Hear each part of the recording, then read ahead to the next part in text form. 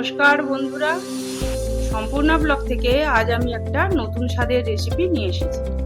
দেখুন, আজ আমি করব মটর ডাল দিয়ে একটা সুন্দর রেসিপি। তার জন্য আমি মটর ডাল বেটে নিয়েছি, এটা সারা রাত ভেজানো ছিল মটর ডাল। এবারে আমি কড়াই তেল গরম করতে দিয়েছি, তেল গরম হয়ে গেছে। আমি এবার ডালের বড়াগুলো ভেজে নেব। ডালটাকে খুব ভালো করে ফেটিয়ে নিয়েছি, কারণ বড়াগুলো একটু নরম হবে, সুন্দর হবে, মুচমুচে হবে। এবারে কড়াই যা তেল ছিল অল্প, সেই আর একটু তেল দিয়েছি, দিয়ে আমি এবারে ফুলকপিগুলো ভেজে নিলাম। আর কড়াই যা তেল আছে তার মধ্যে এবারে আমি ফোড়ন দেব। ফোড়নে দিয়েছি গোটা গরম মশলা, এলাচ, লবঙ্গ, দারচিনি, আর একটা তেজপাতা ছিঁড়ে দিয়েছি, আর অল্প একটু গোটা জিরে দিয়েছি। দিয়ে এবারে ফোড়নটা থেকে সুন্দর গন্ধ বেরোচ্ছে। এবারে আমি দেব কেটে রাখা আলু আর পেঁপে। আপনারা পেঁপে নাও দিতে পারেন, শুধু আলু আর ফুলকপি দিয়েও এই তরকারিটা খুব সুন্দর হয়। আমি একটু পেঁপে দিয়েছি। দেখুন, আমার আলু আর পেঁপে ভাজা হয়ে গেছে। এবারে দেব আমি টমেটো পেস্ট।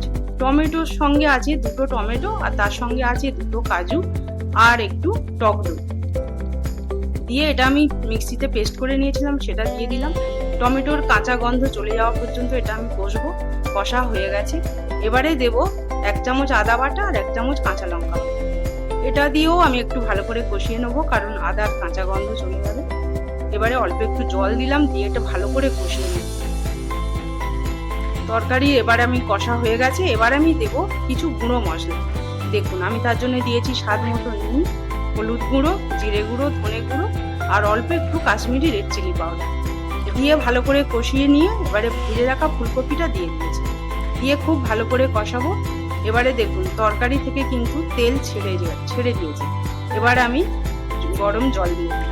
জলটা গরম জল, কারণ যে কোনো তরকারিতেই আমি একটু গরম জল দিই। গরম জল দিলে কিন্তু তরকারির স্বাদ খুব অক্ষুণ্ণ থাকে, ভালো হয় খেতে। একটু বেশি জল দিচ্ছি, কারণ আমি বড়া দেবো, তো বড়া দিলে কিন্তু বড়া জল টেনে নেবে। দেখুন, আমার তরকারি অনেকক্ষণই ফুটেছে। এবারে আলু সেদ্ধ হয়ে গেছে, পেঁপেও সেদ্ধ হয়ে গেছে। এবার আমি ভেজে রাখা বড়াগুলো দিয়ে দেব। দিয়ে আমি মিনিট 5 ফোটাবো। ফোটানো হয়ে গেছে। এবার আমি দিয়ে দিলাম গুড়ের গুঁড়ো, আর দিয়ে দিলাম একটু ধনেপাতা। আমার তরকারি রেডি। এবার আমি নামাবো। বন্ধুরা, যদি আমার এই ভিডিও ভালো লাগে আপনাদের, তাহলে আমার ইউটিউব চ্যানেল সম্পূর্ণা ব্লগস, যারা ইউটিউব থেকে দেখবেন তারা একটু সাবস্ক্রাইব করে দেবেন। আর যারা ফেসবুক থেকে দেখবেন যে বন্ধুরা, তারা আমার Facebook page Sampurna blogs please বন্ধুরা ফলো করে দেবেন।